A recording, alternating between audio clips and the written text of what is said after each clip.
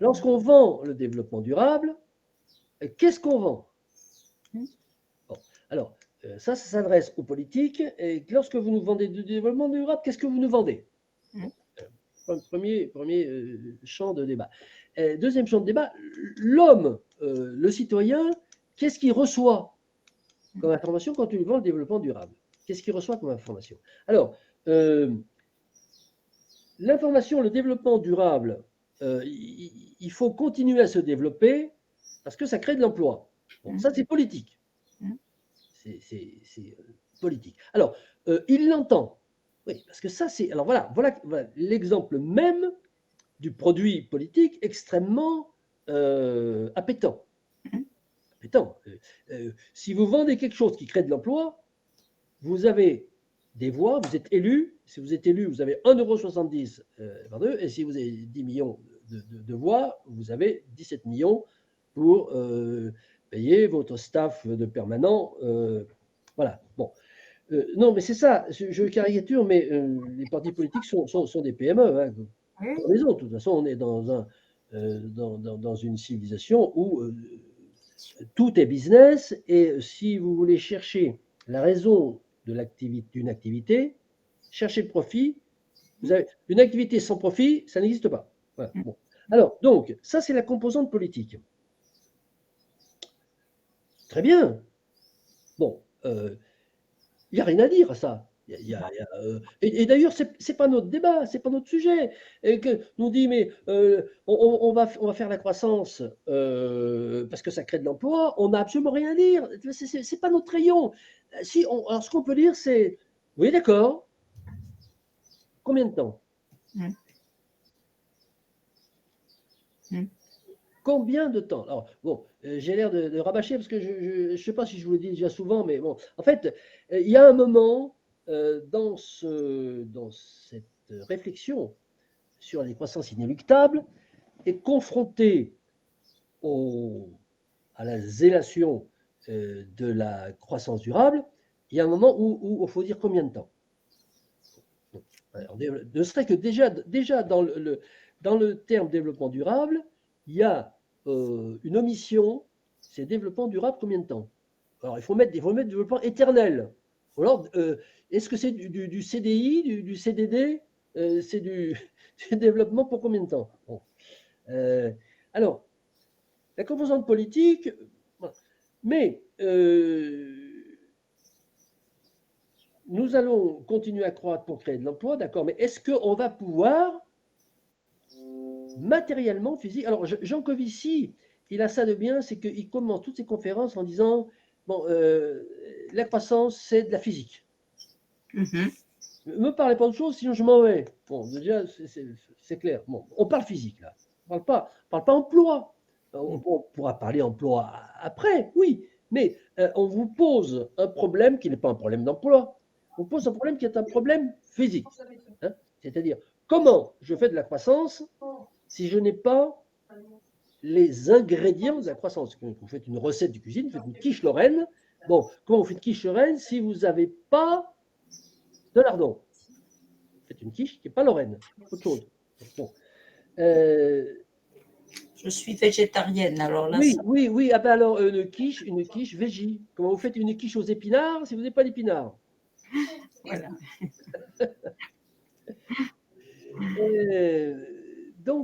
Donc c'est ça. Alors, l'intérêt d'être très, l'atout, je dirais, l'atout, d'être très pointu, enfin, au clair, sur le recyclage, c'est que ce petit raisonnement que je vous ai fait, mais qu'on peut améliorer, qu'on peut muscler, qu'on peut décliner aussi dans d'autres domaines, il est imparable. Il est imparable et il suffit de le décliner et de dire maintenant, je vous écoute. Maintenant, comment est-ce que vous allez nous faire durer tout ça? Alors, en général, ils répondent d'ailleurs tous les arguments qu'on lit un petit peu partout. Enfin, moi, c'est ce que je lis, c'est qu'ils disent, dans un contexte de raréfaction des matériaux, matières premières et terres rares, etc., le coût de revient, finalement, parce que tout ça a un coût de revient, c'est-à-dire la collecte, le retravail en usine, etc., tout ça a un coût de revient, tout comme l'extraction primaire des matériaux a un coût de revient. En général, l'argument, c'est que dans un contexte qui tend vers une raréfaction, le coût de revient, le prix, finalement, il devient compétitif, quel que soit, enfin, même si le coût augmente, ça devient de plus en plus compétitif parce que, justement, c'est l'argument de la raréfaction, c'est-à-dire qu'on vous retourne l'argumentation en disant la raréfaction rend ce travail de recyclage tout à fait intéressant. Et on le fera quoi qu'il en coûte, puisque de toute façon, il y a système de pénurie. On est dans un contexte de pénurie et de raréfaction. Regardez par exemple ce qui se passe avec, moi je m'intéresse beaucoup à la géopolitique des pôles et de l'Arctique. Ça coûte des sommes absolument colossales, hein, de tout ce qui va être développé dans l'Arctique, etc. Mais il n'empêche qu'ils vont le faire à tous les coups et tout le monde se bat pour faire partie du cercle de l'Arctique. Tout à fait, tout le monde se battra jusqu'au dernier copec pour en être, quel que soit le coût, parce que justement, c'est-à-dire qu'ils retournent l'argumentation logique. Je ne sais pas si je suis claire. Non, vous êtes très clair et c'est très intéressant parce que ça permet justement de débattre cette objection. Alors, d'ailleurs, Jean Covici le dit très, très souvent, hein, que quand tout est une question de balance, la rareté rend relatif le coût du baril, en fait. Hein. Plus l'extraction ou le retraitement du baril est élevé, mais plus la rareté augmente, voilà, tout ça monte ensemble, en fait. Ce qui est un schéma un peu bizarre, mais enfin, c'est le schéma qu'on nous oppose. Et ça devient naturel, ça devient banal, alors que c'est proprement absurde. Non, c'est pas tout à fait ça. D'accord. Oui, non. Alors, il y a plusieurs choses. Il faut distinguer la problématique de l'extraction des ressources naturelles, que ce soit des ressources énergétiques ou des ressources minérales, c'est-à-dire que ce soit du pétrole, que ce soit du cuivre. Ça, c'est un domaine, hein, l'extraction des ressources. Le coût d'extraction, les difficultés d'accès, etc. Et puis, le recyclage du métal, une fois qu'il est extrait. C'est deux choses qui sont distinctes. Oui, mais les arguments qu'on emploie pour le recyclage tendent à devenir les mêmes, c'est ça que je dis. Moi, j'ai un bouquin là sur la guerre des métaux rares. Enfin, je ne sais pas si vous attendez. Je vous écoute. Je vais chercher. Oui. Alors, j'entends bien ce que vous me dites et je vais développer mon explication. Alors, avant de commencer, la différence qu'il y a dans ces deux domaines, je reviendrai sur ce que vous avez dit à propos de Jean Covici. Vous connaissez celui-là? Oui, je connais, oui. Lorsqu'il parle du rapport entre le prix du pétrole et sa disponibilité. Jean Covici, depuis 10 ans qu'il parle de ça, il a toujours dit qu'il n'y avait aucun rapport entre le prix du pétrole et la quantité de pétrole qu'il y avait sous la terre. Donc c'est il dit c'est le contraire. Il dit aucun. Attention, il dit lorsque Jean Covici dit, j'ai l'impression que je parle de Dieu. Non, mais bon, d'accord avec lui. Tant que on n'est pas encore arrivé à la déplétion, c'est-à-dire que les quantités, tant qu'on n'est pas arrivé en système contraint, on est en train d'y arriver. Bon. Et tant qu'on n'est pas en système contraint, depuis le début, de l'extraction pétrolière, il n'y a pas de rapport entre le prix et les quantités disponibles. Alors, on va pas débattre de ça, enfin, on ne va pas expliquer ça. Bref, c'est un aparté. On est d'accord. Maintenant, revenons à notre affaire de relation entre les coûts de traitement, notre affaire de relation entre les coûts et le fait qu'on le fasse ou qu'on ne le fasse pas. Bon. Il faut distinguer, vous avez cité à très juste raison, là, les Antarctiques, tout ça. Bon. Pour ce qui concerne l'extraction des ressources qui sont dans les grands CRS, bon, la question se pose, est-ce qu'on va les chercher? Bon. Alors, on a eu cette problématique avec le pétrole de schiste dans le bassin de Bacon, dans le Dakota du Nord et dans le Minnesota du Sud, donc le Manitoba du Canada. À savoir que le coût d'extraction, le coût de la mise en œuvre des matériels qu'il faut pour tirer un baril, dans le côté de Wellington, dans le Dakota du Nord, bon, il est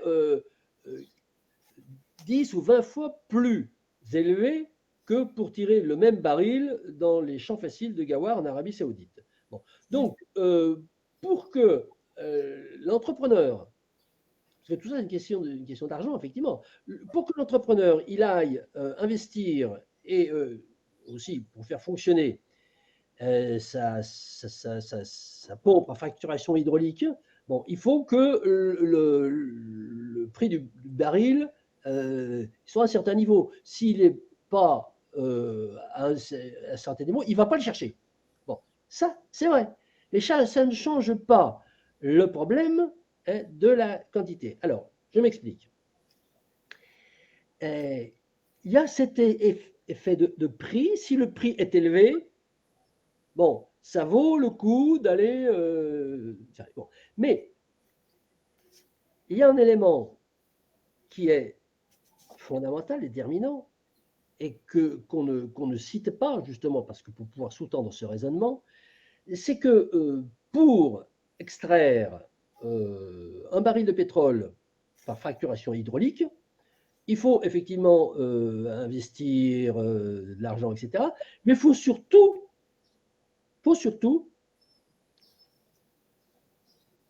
insuffler de la puissance, de l'énergie. L'énergie. C'est-à-dire qu'il ne sort pas tout seul. Même une fois qu'on a mis les tuyaux, tout ça, il ne sort pas tout seul. Il faut de l'énergie. Bon. Et donc, c'est ce qu'on appelle le taux de retour énergétique. Le taux de retour énergétique dans les champs faciles du début de l'exploitation du pétrole, au Texas ou en Arabie Saoudite, il suffisait de planter, grosso modo, je simplifie, de planter un tuyau, boum, et ça giclait tout seul. Bon, énergie nécessaire, pratiquement zéro. Un peu d'huile de coude et ça partait tout seul. Bon. Pour tirer un baril de la Roche-Mère dans le Dakota du Nord, il faut une sacrée installation. Bon, et j'y suis allé, j'ai fait des reportages photos. Bon, c'est assez impressionnant. Bon. Et donc, il y a un problème tout simplement qui n'est pas un problème d'argent, qui est un problème physique. C'est le problème du taux de retour énergétique. Si vous dépensez 1 kWh pour récupérer un demi-kilowattheure, c'est pas possible. Vous ne pouvez pas le faire. Vous ne le faites pas. Ah ben, vous le faites si vous avez si vous avez quelqu'un qui vous paye pour le faire. Ouais, bon, c'est absurde. Donc, ça ne tient pas, ça ne peut pas, on ne le fera pas. On ne le fait pas d'ailleurs. On n'est pas en TRE négatif, ça n'existe pas un TRE négatif. Bon. Donc, il y a ce problème-là. Ce problème-là, c'est que au niveau de l'extraction des ressources naturelles qui sont dans les corps terrestres, on bute sur deux plafonds de verre qui sont la raréfaction. Quand il n'y en a plus, il n'y en a plus. Voilà, ce que vous voulez, l'argent, quand il n'y en a plus, il n'y en a plus. Bon. Après, il y a l'accessibilité. Alors, c'est ce qui a fait d'ailleurs que les pics de Uber du pétrole conventionnel ont été repoussés à cause du pétrole de schiste. Le pétrole de schiste, on le sait depuis les années 70 qu'il y en a. Mais ce n'était pas rentable parce que le prix du pétrole n'était pas assez élevé. Mais ça reste encore rentable du point de vue physique. C'est-à-dire qu'il faut toujours les pylônes à fracturation hydraulique. Bon, jusqu'à présent, eh ben, ils insufflent moins d'énergie que l'énergie qu'ils récupèrent. Bon. Mais lorsqu'il faut aller un peu plus loin, prendre des roches-mères plus compliquées, par exemple, aller dans le golfe de Tupi, au large de Rio de Janeiro, où vous avez 5000 mètres de mer, plus 2000 mètres de couche de sel. Bon. Donc, c'est Brasilco ou Petro-Brasil, je crois, la société Petro-Brasil, qui s'attaque à ça. Ils ont un problème de TRE. Ce n'est pas un problème d'argent. Le problème de TRE, c'est que pour y aller, il faut qu'ils envoient plus de kilowattheures que ce qu'ils pensent qu'ils vont retirer en termes de gouttelettes de trucs. Voilà. Bon. Donc, le platon vert, c'est le TRE. Bon, quand il n'y en a plus, il n'y en a plus. Bon, ça, c'est vite réglé. Et ensuite, pour aller en chercher dans des endroits extrêmement inaccessibles, et là, on vient sur l'Antarctique, ou bien, il y a des pétroles de schiste sous la Tour Eiffel, très profond, etc. Bon. Voilà, c'est le problème du TRE. Et ce TRE, on ne peut pas le résoudre. Voilà. Bon. Alors ça, c'est l'aspect... on va aller chercher Mais pour ce qui concerne les ressources naturelles métalliques, je vous ai montré tout à l'heure le tableau. Ce tableau ne tient pas compte de la difficulté d'accès. Hein. Il tient compte de ce qui existe. Les mines de cuivre, elles sont pratiquement épuisées. Donc, d'abord, on n'ira pas chercher du cuivre s'il faut plus d'énergie que ce que va nous rapporter le cuivre. Bon. Mais ensuite, pour ce qui concerne le recyclage, c'est une autre problématique. Hein. Bon. Le recyclage, on part d'un point de vue, on part d'une situation où on n'a plus, les mines sont épuisées, on n'a plus d'autres, et on recycle. Et ben là, on recycle, au bout du compte, il n'y a plus rien. Donc, comment est-ce qu'on fait quand on n'a plus de matière? Là, il n'y a pas de réponse. Si, il y a. Alors, les pistes, quelles sont les pistes? Il faut fabriquer des matières. Fabriquer des matières, et puis il y a une autre piste, c'est les extraterrestres vont nous amener de la matière. Puis une troisième piste, on va aller chercher de la matière sur les autres planètes. Bon, là aussi, on a un problème de TRE. Ce n'est pas une question d'argent, une question de rentabilité en termes thermodynamiques. Mais ça, à ma connaissance, c'est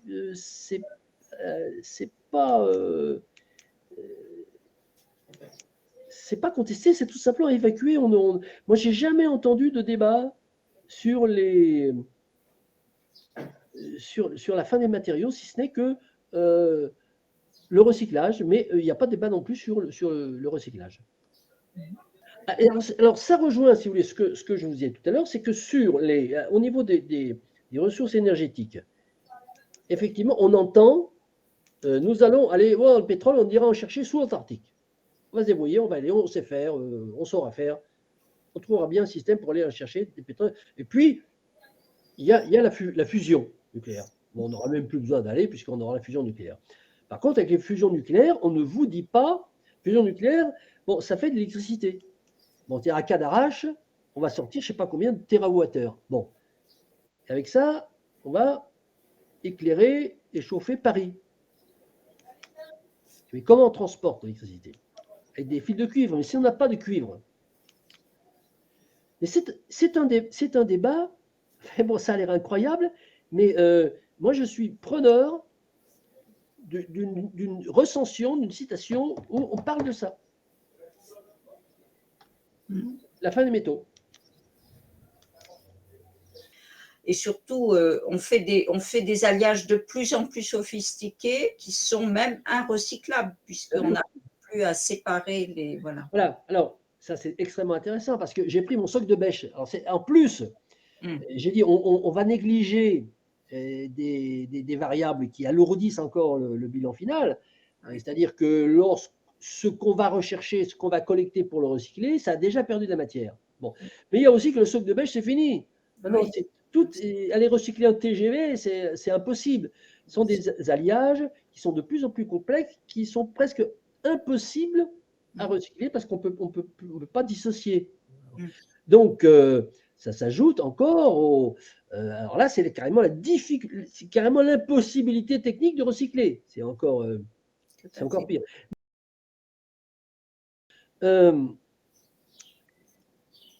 La défense de l'environnement. Bien entendu. Bon, alors là, tout le monde est d'accord. Moi, je suis d'accord pour défendre l'environnement. La question, c'est de savoir si toutes ces externalités négatives, parce que lorsqu'on nous dit le recyclage, ça pollue, le réchauffement climatique, c'est pas bien, etc., etc. Bon, toutes ces externalités négatives, est-ce qu'elles sont de nature à faire décroître? Question, ça. Bon, c'est politique. C'est politique. Ça veut dire, regardez, le pétrole, ça fait du CO2. Bon, on ne va pas faire un débat sur le changement climatique. On va essayer factuel. Le pétrole, ça fait du CO2. Ça crée un désastre climatique. Bon, pour faire simple. Le recyclage des terres rares, bon, c'est polluant, ça nous empoisonne. Bon, alors on pourrait aussi dire l'agriculture industrielle, ça produit des éléments toxiques. Alors là, c'est encore plus important que le changement climatique aussi. Il faut arrêter l'agriculture industrielle. Bon. Et alors, qu'est-ce qu'on fait? Donc on va décroître, ce que disent des gens comme Delphine Bateau doucement. Oui, on va décroître parce que on va décroître parce qu'il faut arrêter, il faut limiter, il faut stopper la pollution de l'environnement. Donc il faut décroître. Bon.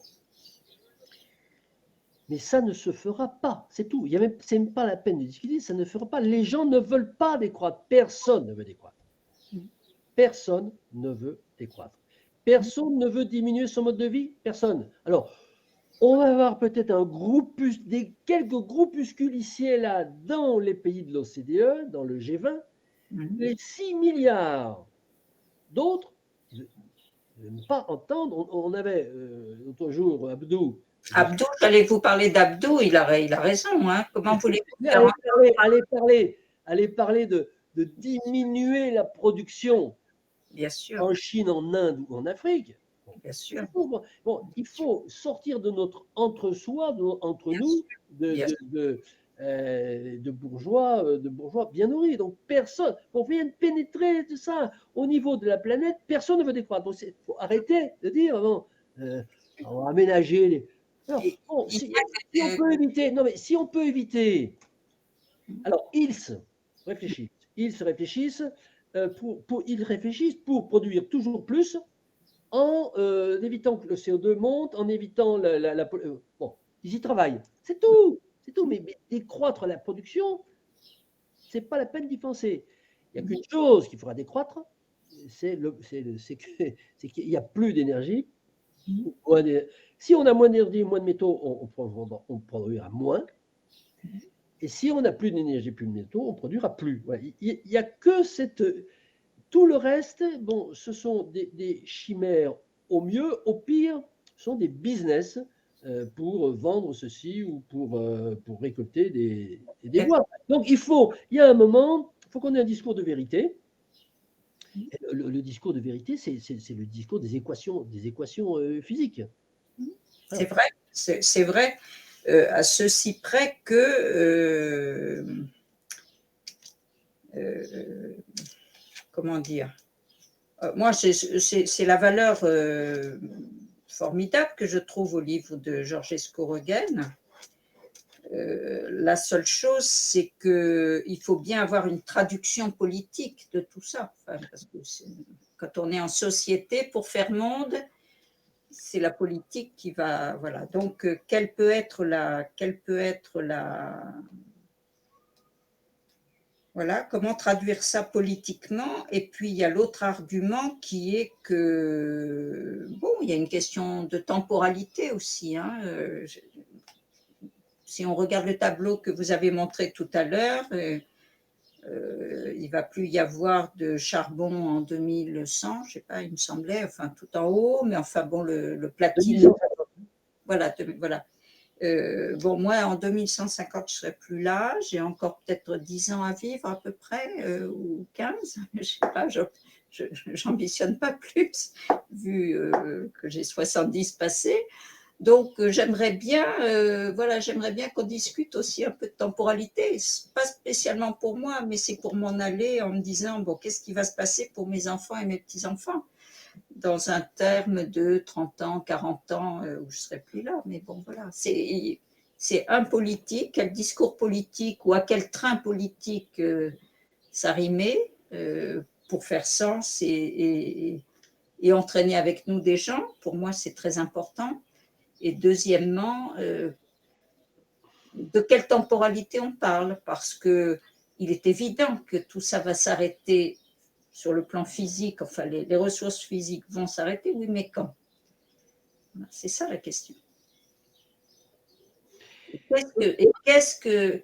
Quel autre monde absurde va-t-on générer entre-temps? Parce que il y a une temporalité, je ne sais pas, vous êtes frappé sans doute comme moi, par cette temporalité de l'opiniâtreté technologique qui cherche toujours à inventer des trucs ahurissants pour faire durer la machine. Hein. On continue à pomper comme les Shadocks, là.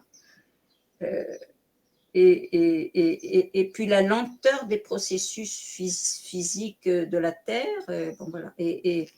Et en face de soi, on a des gens qui, eux, cherchent à faire très, très vite pour engranger le maximum de profit. Donc, c'est ça la question. Et comment on résout cette équation différentielle du temps en termes politiques? Parce qu'on en est là.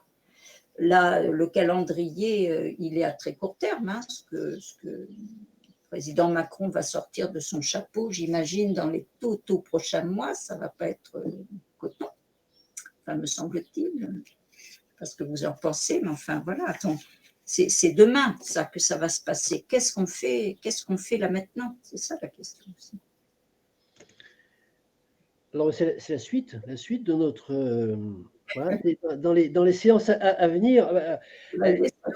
Il faut dresser, je crois, c'est pour être sérieux, il faut dresser, il faut se baser, il faut avoir des bases scientifiques sérieuses afin de construire des propositions politiques sur un constat physico-économique qui ne soit pas contestable, ou tout au moins qui soit solidement argumenté. Donc, moi j'aime bien ne pas mélanger les choses, ce qui permet de rester concentré sur un sujet, puis ensuite de passer à un autre sujet. Mais effectivement, une fois que le constat, il faut il faut l'affiner et bien l'énoncer. Une fois que le constat est bien énoncé, la question c'est, eh bien maintenant, que faire? Voilà. Bon, alors, que faire? Bon, ce sera pour d'autres séances. Bien entendu, la traduction, comme vous dites, la traduction politique. Hein, bon. Et d'abord, avant de dire que faire, il y a est-ce qu'on peut faire quelque chose? Hein, des variantes, hein, on peut décliner l'interrogation. Et puis, à partir de quand? C'est-à-dire que, bon, moi j'ai une quasi-certitude, c'est que tout de suite maintenant, alors on parle de Macron ou Tartampion, bon, tout de suite maintenant on ne peut rien faire. C'est là, on n'a plus que 3-4 minutes, donc je livre des phrases péremptoires comme ça, bien entendu, il faut les argumenter. je pense qu'on ne peut rien faire actuellement, hein, en termes politiques, si ce n'est que muscler notre constat, avoir un constat qui soit extrêmement sérieux, qui soit extrêmement documenté, ressourcé, qui était, comme disait Hegel, soumis à la contradiction auxquelles on a apporté des réponses, ce qui fait que la synthèse est une synthèse qui est recevable, contrairement à une opinion qui est énoncée sans avoir été soumise à la contradiction. Bon, donc, énoncer notre constat, le baser, le charpenter sur des éléments scientifiques, le soumettre à la contradiction, répondre à cette contradiction. Bon, et puis ben ça nous porte déjà, ça nous porte déjà à un certain délai. Alors, je ne sais pas si vous connaissez Günther Anders, ça vous dit quelque chose? Voilà. Bon, Günther qui a écrit L'obsolescence de l'homme, et il y a une phrase que je trouve magnifique de Günther Anders qui dit: nous ne vivons plus dans une époque, nous vivons dans un délai. C'est vrai. Et la question, en fait, c'est la question du délai. Oui. La question du délai, c'est plusieurs délais. C'est-à-dire, qu'est-ce qu'on peut proposer aujourd'hui en tant qu'offre politique? Moi, je dirais rien. Je dirais quel est le délai, à partir d'aujourd'hui, à partir duquel on va pouvoir proposer une offre. Alors, proposer une offre politique, c'est pour la proposer à vous et à moi. Bon, oui, ça, on peut le faire. Bon, mais quand on dit à partir de quand est-ce qu'on pourra proposer une offre politique, ça veut dire à partir de quelle date on estime qu'il y aura une réceptivité des gens à une proposition. Ça veut dire qu'ils vont y adhérer. Parce qu'aujourd'hui, il n'y a même pas d'écoute proposition. Voilà. Oui, donc ce sont des délais ensuite qui s'enclenchent. Hein.